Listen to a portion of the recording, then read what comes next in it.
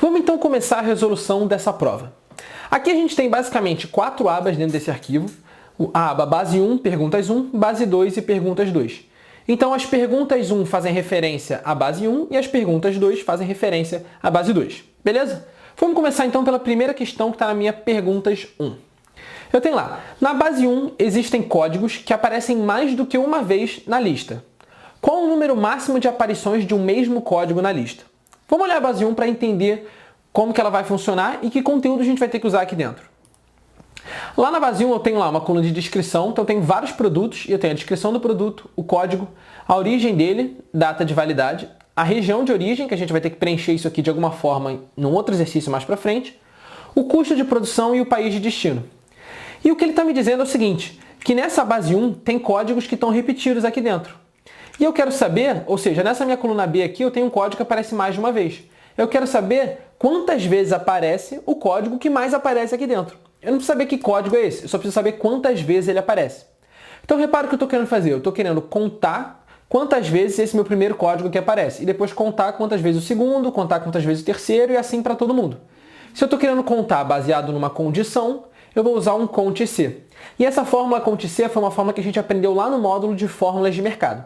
Então, se em algum momento você tiver alguma dúvida de como ela funciona, volta lá no módulo fórmulas de mercado e dá uma olhada que você vai entender ela com detalhe. Beleza? Então agora vamos ver aqui o que a gente vai ter que fazer.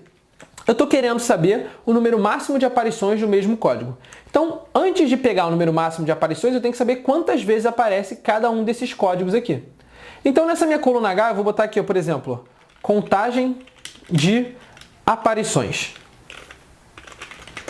E aí vou aumentar aqui o tamanho dessa coluna H, só para a gente conseguir enxergar o valor que a gente está colocando aqui dentro. E aí o que eu vou colocar aqui é uma fórmula para contar quantas vezes aparece esse meu código da célula B2 dentro da minha lista. Então vai ser o CONT-C, eu vou botar lá igual a CONT-C.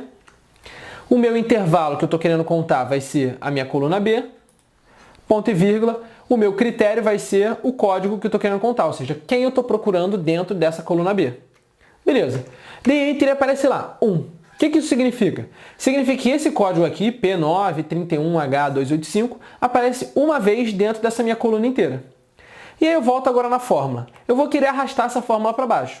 A minha coluna B, como eu já selecionei a coluna inteira, eu não preciso trancar.